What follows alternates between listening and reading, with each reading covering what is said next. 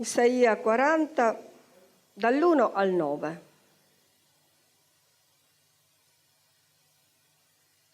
Consolate, consolate il mio popolo, dice il vostro Dio. Parlate al cuore di Gerusalemme e proclamatele che il tempo della sua schiavitù è compiuto, che il debito della sua iniquità è pagato, che essa ha ricevuto dalla mano del Signore il doppio per tutti i suoi peccati.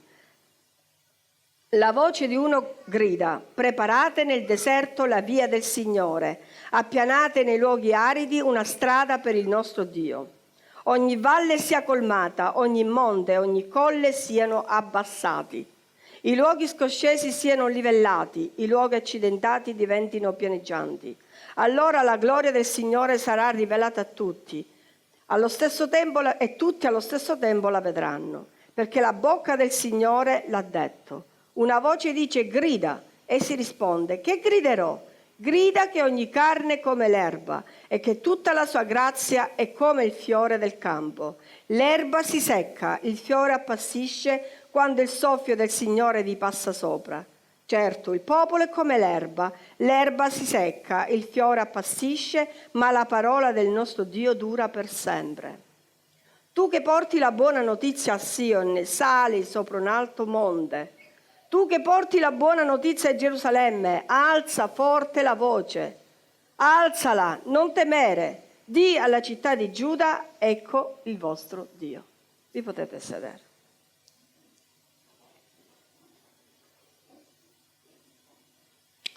Allora, intanto qua si parla di alzare la voce e di voce. È deserto. Ci sono 3 parole chiavi, giusto? Voce, alzare e deserto.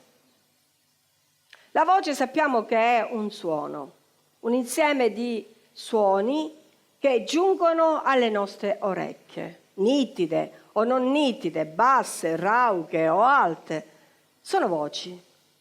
Quindi la voce, per secondo il Treccani, il dizionario Treccani, è un insieme di voci, ok? Quindi noi che cosa pensiamo a questo punto? Che la voce di Dio è un suono, dovrebbe essere un dolce suono per le nostre orecchie. E la voce di Dio è raffigurata, rappresentata dalla parola, ok? Quindi quando poi passiamo all'altro, alzare, c'è l'altra parola, alza la voce. Quando il Signore ci dice di alzare la voce, non significa che noi andiamo a sciarriare. Alzare la voce significa fatti sentire, fatti udire, perché a volte siamo così insicuri, indecisi, siamo intimiditi, che parliamo e le parole non giungono agli altri. E dimostriamo, anziché essere certi in quello che diciamo, di essere intimiditi, di essere ancora ambigui, di essere ancora dubbiosi, di essere ancora intimiditi da chi ci sta attorno. Quindi alzare la voce non significa gridare. Il gridare, secondo la parola, è farsi sentire.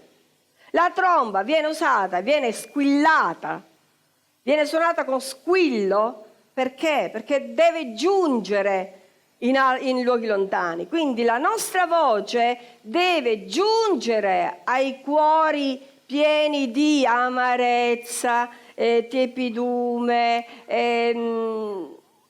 indifferenza, durezza, mancanza di perdono.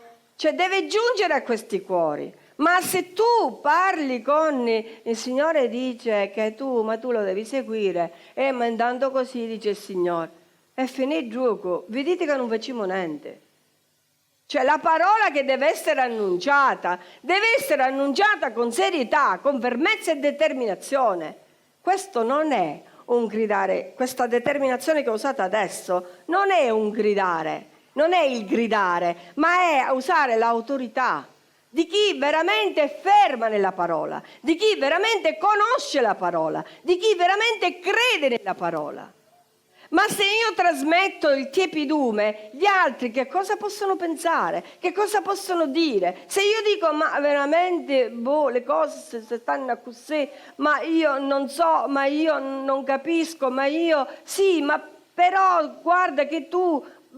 Se io intoppo nel parlare in questo linguaggio così un po' maccheronico, è chiaro che gli altri non capiscono, perché lo sapete cosa pensano gli altri? Che sei insicura, sei insicuro, che non sei convinto di quello che dici, non sei convinta di quello che dici. Lo dici perché te l'hanno detto, lo dici perché te l'hanno suggerito, lo dici perché te lo hanno insegnato, lo dici perché ormai sei in questa strada e dici le cose a pappagallo. Invece quando dici no, è così e basta.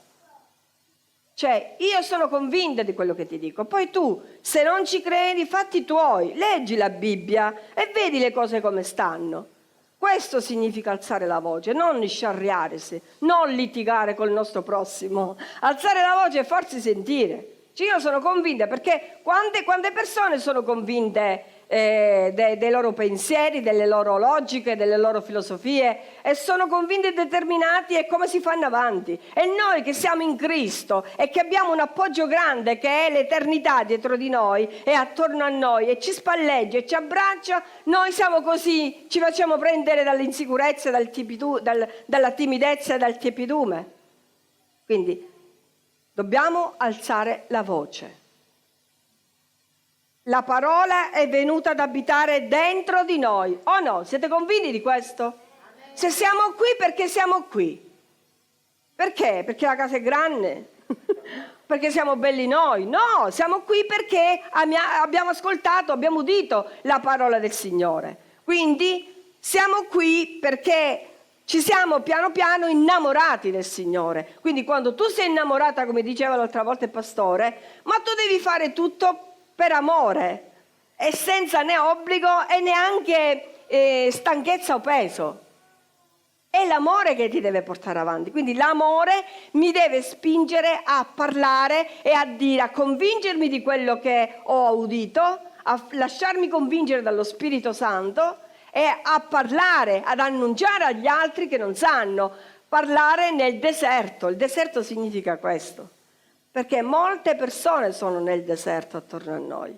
Parlare al deserto non è che... Io quando ero più piccola andavo in chiesa, ascoltavo quando andavo alla chiesa cattolica, alla messa, io ho avuto sempre il mio cuore, sono fatta così, il Signore mi ha fatta così, docile alla parola. Possibilmente tutte le altre pratiche mi addormentavo, non capivo niente, però per quanto riguarda quando c'era l'annuncio della parola, io mi ricordo che la parola subito mi penetrava. Io quando ascoltavo il messaggio di Giovanni Battista che diceva che era una voce che parlava nel deserto, e io disse, ma nel deserto? Ma chi ci doveva andare nel deserto? Ma com'è che parlava? Parlava alle pietre. Cioè, non lo capivo. Invece poi, piano piano, giustamente crescendo, maturando, ascoltando, leggendo la parola, immergendosi ascoltando anche le prediche del pastore e via discorrendo, tu ti rendi conto che in effetti il deserto sono tutti coloro che non hanno Gesù. Però il Signore, siccome il Signore ci ha promesso che il deserto deve fiorire, può fiorire, e lo abbiamo fisicamente visto in chi? In Israele. Israele era un deserto, tuttora è un deserto, ma è un deserto fiorito.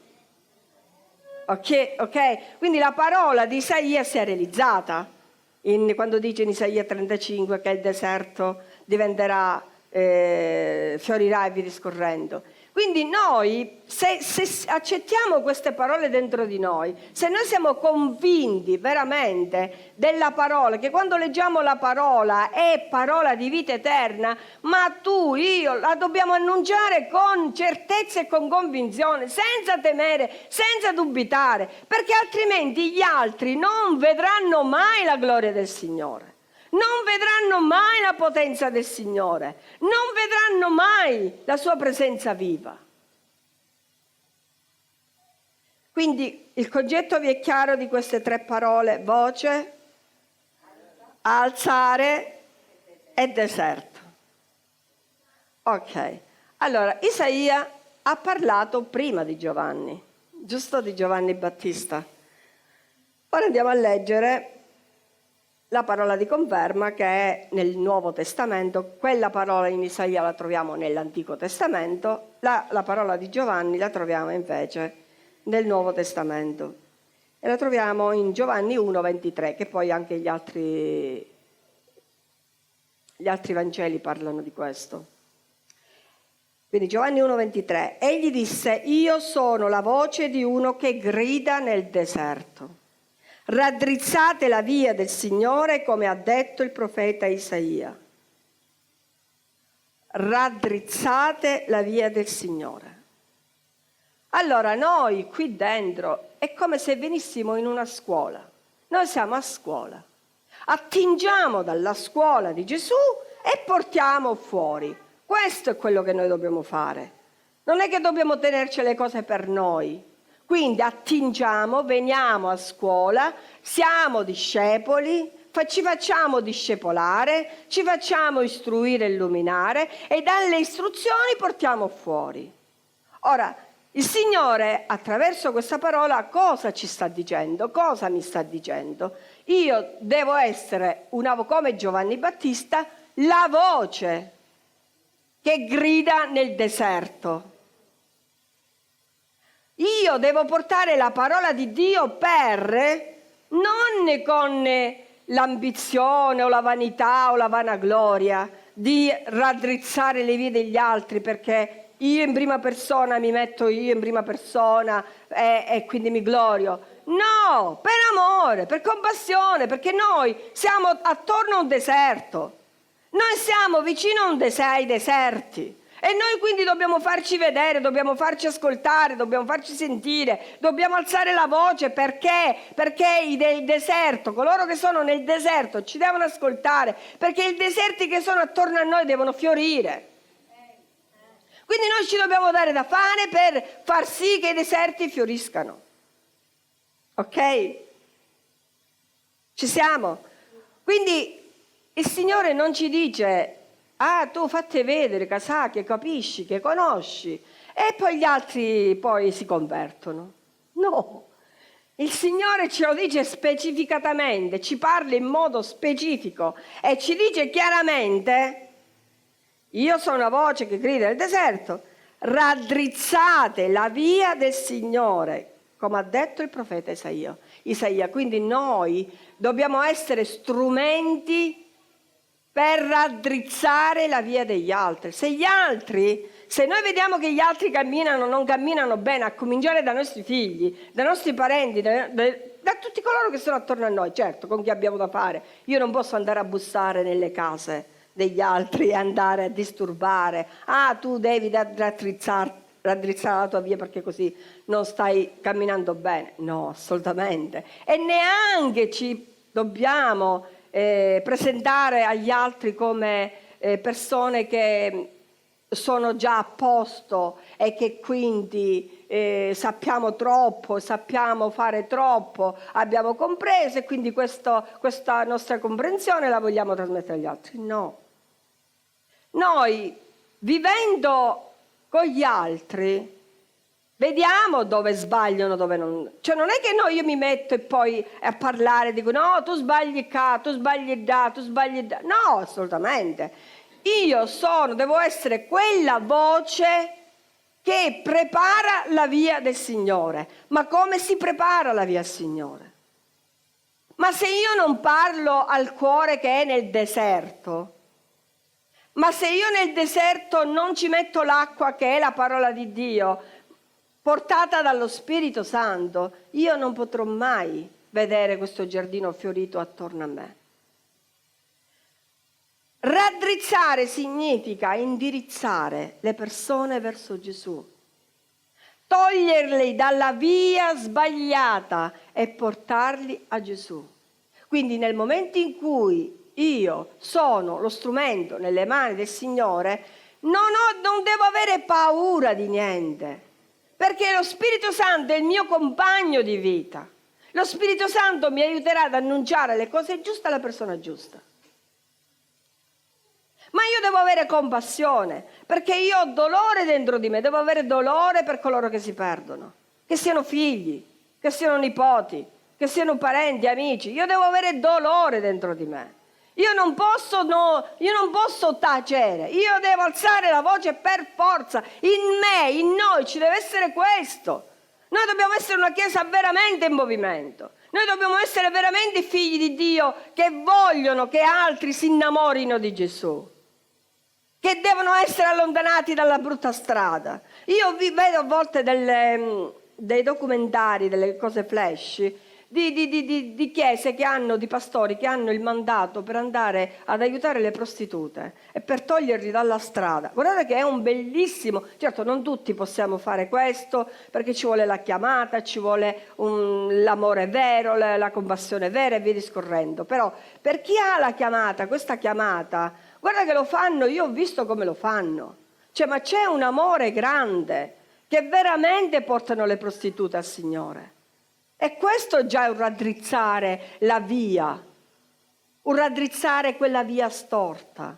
E molte poverine hanno testimoniato, hanno avuto una vita, sono state incastrate da altri con il miraggio del lavoro migliore, di cambiare posizione, cambiare territorio, eccetera, eccetera. E poi quando arrivano in Italia, purtroppo li mettono sulla strada e li obbligano.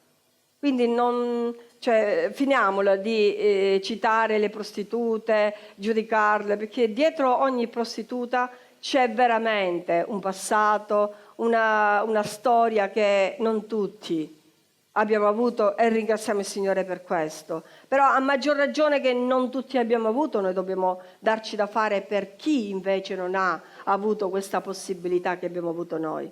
Quindi raddrizzare la via significa questo. Cercare, cioè come fanno queste chiese, questa chiesa, sono un'associazione di volontari che si preoccupano, di notte girano. C'è il pastore con 3 donne e girano con il furgoncino e vanno proprio in queste zone e ogni volta ne salvano una. E vedete che non è facile perché c'è dietro le prostitute, ci sono i capi, i boss. Non è facile, però ringraziamo il Signore che dona loro la forza e la capacità e la possibilità di essere anche ovattati e protetti, tutti insieme. Quindi raddrizzare è quando io vedo che mio fratello, che chiunque, un mio amico, un mio figlio sbaglia, io devo con amore portarlo sulla retta via, devo alzare la voce. Devo alzare la voce perché mi devo fare sentire, non devo gridare ma devo alzare la voce, perché mio figlio, mia sorella, mio cognato, mio nipote deve vedere che io veramente sono convinta. Lì per lì magari quella persona ti odierà, ma tu fatti odiare, ma che ti interessa? Perché tu stai lavorando per il Signore, quindi hai un merito davanti a Dio. Tu già stai lavorando per il Signore, che gli altri ti odiano. Ma finiamola, cioè noi non stiamo lavorando per noi, odiano il Signore e non stiamo lavorando per noi. Non mi interessa se altri mi criticano, mi giudicano, mi vedono come vogliono vedere, ma chi mi interessa? Non mi interessa completamente niente. Mi calunniano, vedono le cose come le vogliono vedere loro, oppure per deviare fanno che gli altri mi vedono o ci vedono come loro vogliono, ma non mi interessa. Perché io sono sicura dei fatti miei, io amo il Signore e io ho lasciato tutto per il Signore. Carmelo ha lasciato tutto per il Signore. Noi ci siamo abnegati e abbiamo veramente offerto la nostra vita e la nostra vita a disposizione di Dio. Quindi noi siamo in Cristo. Quindi gli altri, quello che vogliono dire, quello che possono dire, quello che hanno detto, quello che diranno, non mi interessa niente, non ci interessa niente. Noi ci facciamo la nostra vita, noi serviamo il Signore e se abbiamo da spendere le parole, le diciamo tranquillamente anche a coloro che sappiamo che sono stati nostri nemici o che hanno parlato male. C'è una persona che noi sappiamo che parla sempre male, lo sappiamo sempre, calunnia, dice fesserie pur di nascondere se stessa, però c'è ci chiama e noi la consoliamo. Cioè, perché questo è il nostro dovere. Noi non è che possiamo lanciare le pietre. Cioè, perché capiamo, tu ti devi mettere, ognuno di noi si deve mettere la compassione, che significa compenetrare il dolore degli altri, la piccolezza degli altri, la fragilità degli altri, e quindi lasciare correre, lasciare che tanto noi sappiamo la posizione che abbiamo in Cristo. Quindi al momento in cui noi sappiamo la posizione che abbiamo in Cristo, a noi poco importa del giudizio delle persone. Cioè, chi calunnia, chi dice fesserie, s'attira non l'ira di Dio, è una parola troppo grossa che molti non capirebbero. Si attira il male, perché il nemico, cioè, si crea una breccia e attraverso questa calunnia questa breccia cresce e attraverso questa breccia il nemico entra e il nemico ti fa danno. Fa danno. Il nemico che sto fa? L'opera del nemico è quello. Allora, quindi noi dobbiamo raddrizzare. Poi vorrei un po' soffermarmi su alcune cose in Isaia 40, dall'1 al 9. Quindi consolate, consolate il mio popolo. Quindi noi dobbiamo, per raddrizzare, dobbiamo consolare. Cioè, io non ci posso dire a dire al mio prossimo, tu stai sbagliando, non so cosa. Oppure tu, la parola dice come fanno certuni.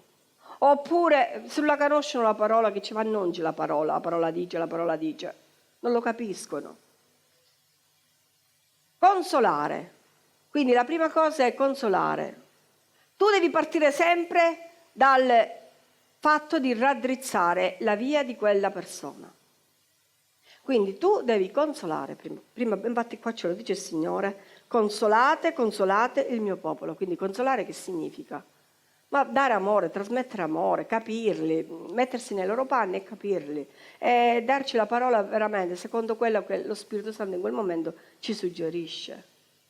Quindi è amore, consolare è un altro tipo di amore. Cioè capire che quella persona ha bisogno, ha necessità, e quindi in quel momento tu devi essere docile e dolce con quella persona, ma non finta. Cioè non perché tu devi mostrarti docile o dolce, no. Ma ti deve par tutto dall'amore, perché quando c'è cuore, quando metti il tuo cuore e quando metti amore, state pur certi che quella persona si scioglierà, prima o poi verrà. Io ne ho viste persone, a voglia, ne ho viste persone che hanno agito così. Cioè, con le quali io parlavo, anche se erano per i fatti loro, però alla fine hanno capito. Ma perché? Perché non si sono sentiti giudicare da me. Perché se noi parliamo in brutto modo, le persone si sentono giudicate e scappano. Invece tu devi dare amore, amore vero, quell'amore che parte da Dio, quell'amore puro che scende da Dio. Devi farti veramente nutrire dell'amore di Dio, riempire dell'amore di Dio per consolare il popolo al quale tu sei mandato. Parlate al cuore di Gerusalemme, quindi noi dobbiamo parlare al cuore, non alla mente. Quindi significa che noi non dobbiamo indottrinarli. Il primo passo da fare è non cercare la dottrina. La dottrina la cerca il discepolo, colui che vuole essere discepolo. Ma all'inizio il popolo deve essere evangelizzato, il popolo deve essere consolato, deve ricevere amore, deve ricevere la parola nel cuore. Tu devi parlare al cuore di Gerusalemme. E come parla il Gerusalemme ognuno di noi, no? Oltre che Gerusalemme, poi è la Chiesa, dottrinalmente parlando, ok? Però in questo caso Gerusalemme è ognuno di noi, ognuno di coloro che sono fuori. Quindi noi dobbiamo parlare al cuore e annunciare proprio che Gesù ti ama. Lo facciamo questo, però lo dobbiamo fare con amore vero. Non dobbiamo ripetere le cose pappallescamente.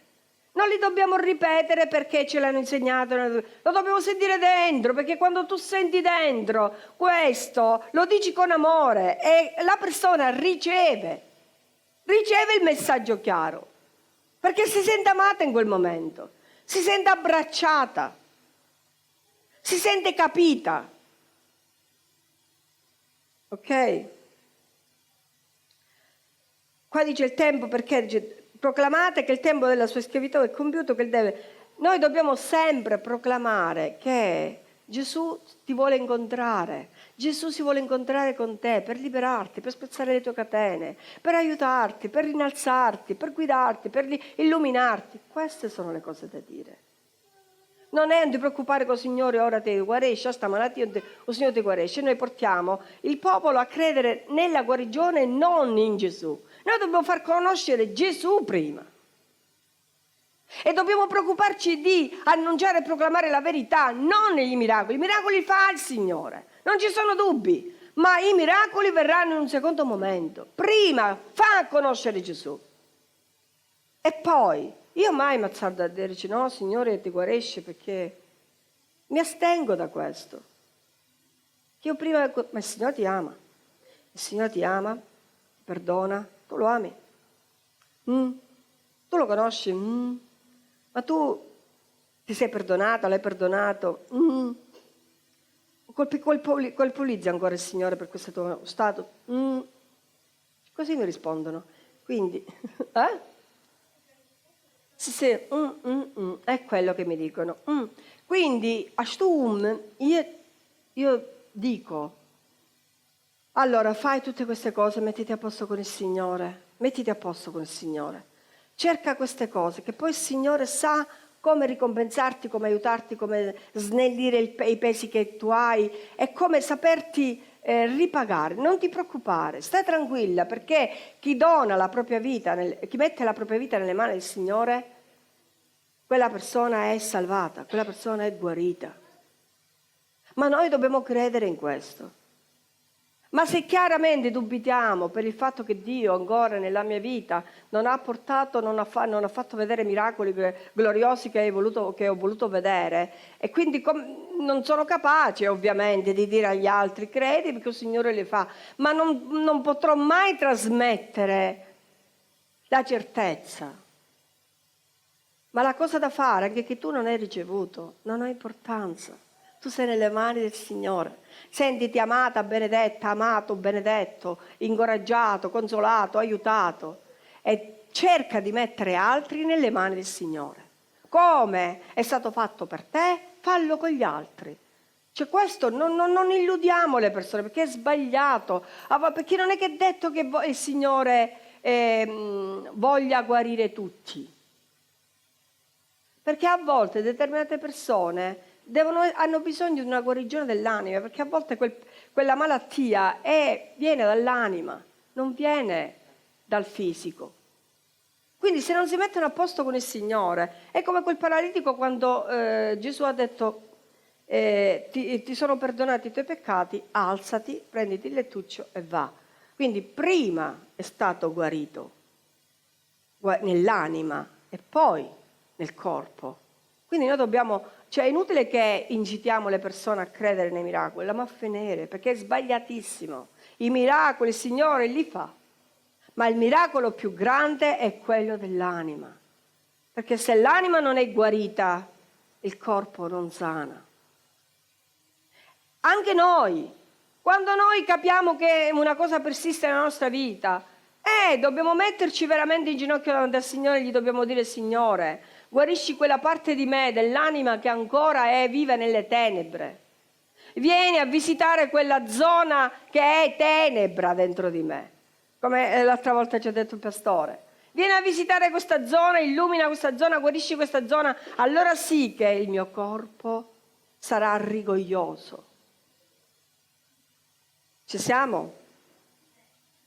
Quindi sapete che senza Gesù si è schiavi del male, schiavi del peccato, schiavi delle tenebre e via discorrendo. Con Gesù le catene si spezzano, c'è la libertà. Quindi ecco perché dobbiamo proclamare la liberazione più che la guarigione. Non sto dicendo cose, perché molti vanno a Gesù per il miracolo e non conoscono Gesù, e quando ricevono la delusione non si sentono amati dal Signore, non si sentono capiti, quindi si scoraggiano e persistono nel fare quello che devono fare per la gloria di Dio. Invece tu vai avanti, andiamo avanti, perché riceveremo anche. Ma prima mettiamoci a posto con il Signore e aiutiamo coloro che sono attorno a noi. Mettiamoli nelle mani del Signore. Amen. Quindi preparate nel deserto, quindi la voce, dobbiamo alzare la voce. Me ne vado proprio alla fine quasi, al versetto 6. Tu che porti la buona notizia a Gerusalemme, alza forte la voce, alzala, non temere, di alla città di Giuda, ecco il vostro Dio. Però me ne voglio andare al versetto precedente, dove dice: tu che porti la buona notizia a Sion, sali sopra un alto monte. Significa che noi non ci dobbiamo nascondere, se no che figli di Dio siamo.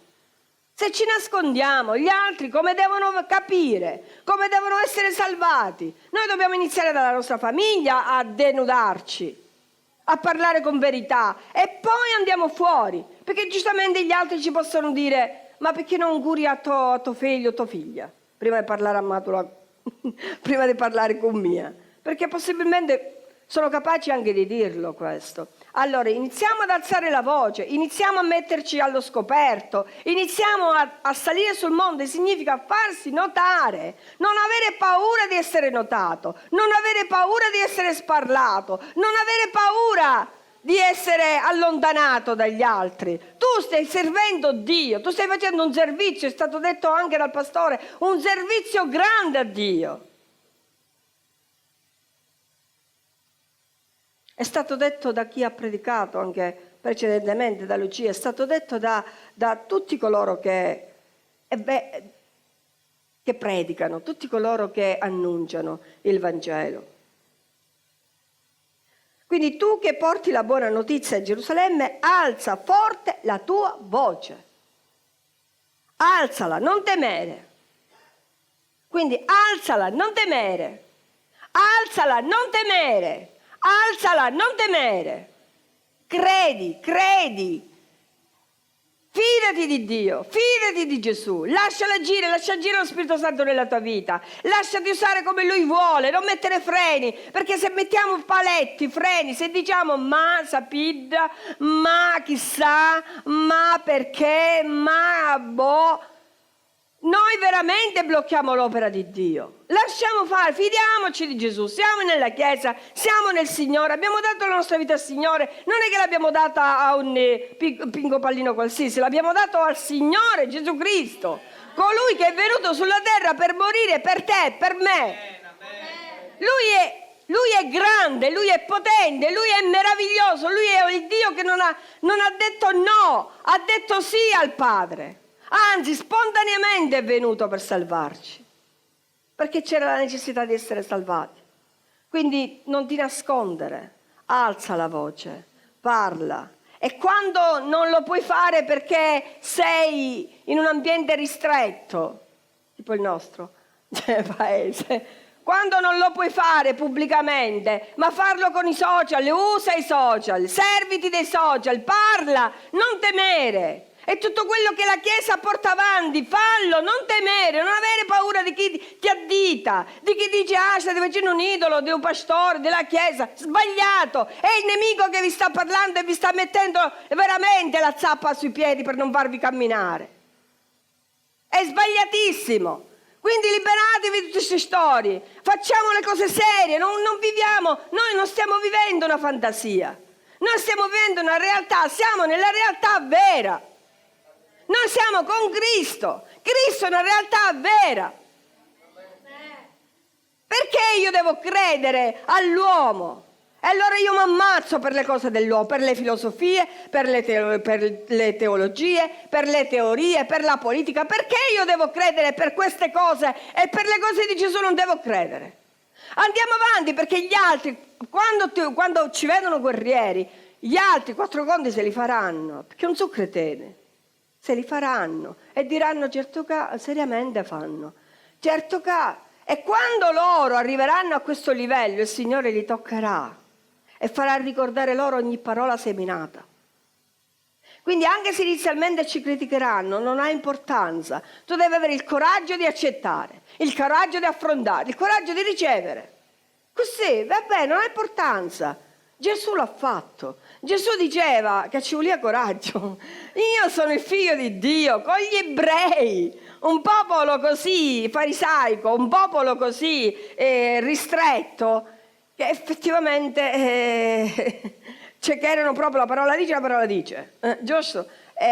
Non si è mai detto che Gesù doveva venire da Giuseppe, quindi non poteva essere, ok? Non poteva essere che Gesù doveva essere un falegname, non poteva essere. E allora che cosa? Però il Signore Gesù ha avuto coraggio, perché Lui sapeva chi era, Lui sapeva in chi era. E la stessa cosa dobbiamo essere noi, dobbiamo fare noi. Noi sappiamo in chi siamo. Noi sappiamo la nostra identità qual è. Quindi se tu sei veramente ami il Signore e credi nel Signore, devi fidarti, ti devi fidare pubblicamente, devi lasciare correre, ma che ti interessa? Peggio per loro. Mi dispiace quando gli altri non ci capiscono, mi dispiace tanto, però sappiate che noi nel fare il nostro dovere davanti a Dio siamo a posto. Quindi stiamo tranquilli, quindi alziamo questa voce. Anche perché alza forte la voce. Forte, che significa forte? Forte significa con la forza dentro. Ti deve scaturire la forza dentro. Questa forza dentro che ti deve permettere di veramente essere decisa, determinata e nello stesso tempo trasmettere agli altri questa tua decisione, questa tua determinazione. Non avere paura, perché i tiepidumi Dio non li accetta i tiepidi. Mettiamoli nella testa. Chi dica sono né cabane né giabbanno, oppure che fanno le cose per forza, oppure che le fanno ma perché sono ormai così, ma no, il Signore non le accetta. Il Signore vuole questo tipo di persona, questo tipo di persone. Le vuole che si mettono la faccia, si mettono sull'alto monte, alzano la voce, gridano e preparano la via, che ascoltino o non ascoltino. Perché Giovanni non aveva nessuna pretesa, dice io non sono il Cristo, in mezzo a voi c'è uno che io non sono degno di allacciare neanche i sandali, ma io sono voce di uno che grida nel deserto preparate la via. Quindi come possiamo preparare la via se non parliamo? Se non annunciamo, se non proclamiamo, se non siamo una chiesa coesa che tutti quanti facciamo le medesime cose, ma come possiamo avere voce nel mondo? Cioè, come possiamo portare la buona novella? Come possiamo preparare la buona novella? Come possiamo preparare i cuori degli altri? I cuori si devono preparare come si prepara il terreno. Il terreno, prima di seminarlo, si devono togliere le erbacce, le pietre, si deve rivoltare, via discorrendo. Dopo si semina e aspettare il buon Dio che manda la pioggia per fare crescere la luce, ci vuole la luce e l'acqua per fare crescere quella piantina, ok? E così è. Il cuore delle persone è così. Il nostro cuore era così pure. Perché nel nostro cuore ci sono tante amarezze, tante esperienze brutte, tanti rifiuti, per cui tu ti vai chiudendo, giorno dopo giorno ti chiudi fino a diventare impenetrabile. E allora come puoi preparare la via al Signore in un cuore impenetrabile? Parlando, annunciando la verità con forza. Una volta, 2 volte, 3 volte, 4 volte, con forza. E quando non abbiamo persone davanti, noi quando, la va a fare sempre, ci sono i social. Io ero di quelli proprio nemica al massimo, però ho capito che è un grande canale di voce, per far giungere la voce fino ai confini della terra. E il Signore ce l'ha detto, vi renderò famosi perché voi evangelizzerete fino ai confini della terra, sarete luce fino ai confini della terra. E come lo puoi raggiungere? Ci vai tu fino ai confini della terra. Vai in Africa, vai in Australia, vai nelle isole che manco solo l'esistenza, ci vai. Come ci vai? Ci vai con i social. C'è niente da fare. Quindi parla e non ti fare bloccare o intimidire da chi veramente vorrebbe intimidirti e bloccarti, che sono persone involontariamente, io voglio credere che lo facciano involontariamente, che ti parlano in questo modo, ma involontariamente sono gestite dal maligno per bloccarti. Quindi non ascoltiamoli. E il Signore, per incoraggiarci ancora, per dire che siamo nel giusto e state tranquille, quando vuoi te ne va a dire ancora. E ancora vedi, quando io vedo volti tiepidi, volti a boneca campano, mi muore il cuore, perché dico no, il Signore ti ama, il Signore ci ama, il Signore ci ama ad un grande amore, il Signore ci ha radunato, ha avuto pazienza, Dio ci ama ad un amore grande, veramente, che mette ancora, dona ancora tempo, ci sta dando tempo, ma i tempi sono giunti, non mi srovigliare. Il Signore ci dice ancora per l'ennesima volta in Filippesi 3:3, perché i veri circoncisi siamo noi che offriamo il nostro culto per mezzo dello Spirito di Dio, che ci vantiamo in Cristo Gesù e non mettiamo la nostra fiducia nella carne. Allora, se tu fai questo, se tu ti fidi di Dio, ti fidi dello Spirito Santo, ti fidi e tu parli e agisci secondo quello che lo Spirito Santo ti suggerisce nel cuore, sei a posto. Ok? Sei a posto, stai tranquillo. Vai avanti, non ti fare bloccare dagli altri che non capiscono. Perché quando c'è dentro di noi lo Spirito Santo, è Dio che parla, è Dio che muove. Lo Spirito Santo non va contro Dio, mettiamolo nella testa. Come ci diceva anche, come diceva ieri sera forse il pastore in un gruppetto. Cioè, noi siamo mossi dallo Spirito Santo, per cui lo Spirito Santo è colui che ci mobilita, ci muove secondo la volontà del Padre, non secondo la nostra volontà o secondo la nostra fragile umanità. Noi siamo fragili. Quindi se tu pensi che non poni la tua fiducia nella carne, ma poni la tua fiducia nel Signore, allora vai avanti. Vai avanti, perché i veri circoncisi siamo noi che ci facciamo muovere dallo Spirito Santo. Quindi i veri circoncisi siamo noi che offriamo il nostro culto per mezzo dello Spirito di Dio, che ci vantiamo in Cristo Gesù e non mettiamo la nostra fiducia nella carne. La carne è l'essere nostro umano fragile, quella parte che non è connessa con lo Spirito Santo. Quella parte che si muove, parla, pensa secondo la sua follia o secondo la follia del nemico. Ok? E infatti poi dice sempre in Filippesi, il Signore ci dice in Filippesi 3:20, quando a noi la nostra cittadinanza è nei cieli. Quindi non ci dobbiamo preoccupare delle cose terrene. Siamo sulla terra, dobbiamo vivere, dobbiamo stare a contatto con gli altri, per carità, non dobbiamo metterci nei conventi come non dobbiamo stringerci nelle case dei club, assolutamente. Noi siamo nel mondo, ma non dobbiamo vivere secondo la mentalità di questo mondo, ma dobbiamo permettere che lo Spirito Santo rinnovi le nostre menti nel nome di Gesù. Ok? Quindi la nostra cittadinanza è nei cieli, da dove aspettiamo anche il Salvatore Gesù Cristo, il Signore. E dobbiamo essere di quelli che approvano il ritorno di Dio. No che si scandano, oppure dici sapid, oppure no, camora no. No, approvano il ritorno di Cristo. Quando viene, Cassimo, io voglio essere pronta. Poi, se io muoio e ancora non è avvenuto, non è importante, l'importante è che io ho vissuto una vita e vivo una vita da pronta.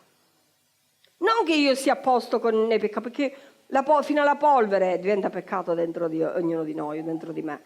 Ma io voglio essere pronta, ok? Anche perché il Signore per finire ci dice proprio, io posso, sempre in Filippesi 4:13, io posso ogni cosa in colui che mi fortifica. Quindi se tu sei convinta, se tu sei convinto che Dio può tutto nella tua vita e attraverso di te, basta, cambiamo vita, togliamo muri, schermate, liberiamoci di tutti i legami, i legami generazionali, anzi preghiamo per tutto ciò che i nostri antenati ci hanno trasmesso, preghiamo, spezziamo i legami e fine, basta quella mentalità, noi dobbiamo avere la mentalità di Cristo, perché Cristo regna dentro di noi, perché il nostro Re è Cristo, non è il mio nonno, non è il mio bisnonno. Quindi lasciamo vivere veramente Cristo dentro di noi e facciamo di Cristo la nostra casa. Lui è la nostra casa. Ok? E mi vorrei rivolgere a coloro che non capiscono la parola e non capiscono il nostro linguaggio. Io ti voglio dire oggi, nel nome di Gesù, voglio pregare per te che non capisci, per te che hai calunniato, per te che hai giudicato, per te che non ti sei messo in discussione per volere capire e per volere credere. Io voglio pregare per te in questo momento, affinché tu prenda oggi la decisione di vivere, di voltare pagina, di vivere una vita nuova in Cristo e di lasciare che Gesù regni dentro di te ascoltando la parola. Non rifiutare coloro che ti parlano. Non rifiutare, se ti stanno parlando è perché Dio li ha mobilitati per te. Se ti stanno parlando è perché vogliono il tuo bene, perché Dio ti ama, perché Dio ti sta cercando, perché Dio vuole salvarti a qualunque costo. Fatti salvare, fatti abbracciare, deciditi. I tempi sono brutti. Il Signore sta tornando e vuole vedere un popolo che lo aspetta. Deciditi oggi, non mettere tempo. Non mettere tempo perché i tempi si svilupperanno e saranno ancora più tremendi, giorno dopo giorno, anno dopo anno. Non mettere tempo, deciditi oggi, ascolta, vivi veramente concretamente la nuova vita in Cristo, perché Dio ti vuole saziare della sua acqua che sgorga dal suo seno. Fatti saziare, fatti aiutare, fatti salvare, nel nome di Gesù. E se non lo capisci, non ha importanza, inizia a fare i piccoli passi, cerca di andare verso il Signore ti attirerà, ti abbraccerà e ti attirerà giorno dopo giorno verso di Lui, ogni giorno, ogni momento, come ha fatto con me e come ha fatto con ognuno di loro. Lascia agire lo Spirito Santo dentro di te, fatti amare, perché Dio ti ama di un amore grande, di un amore eterno. Ha sparso il suo sangue e il suo corpo lo ha offerto per te, per me, per ognuno di noi. Amen. Grazie Gesù. Io veramente ti voglio offrire coloro che hanno rigettato la parola perché non l'hanno compresa, affinché oggi si consacrano a te, oggi cambiano vita, oggi decidono di cambiare vita nel nome di Gesù. Grazie.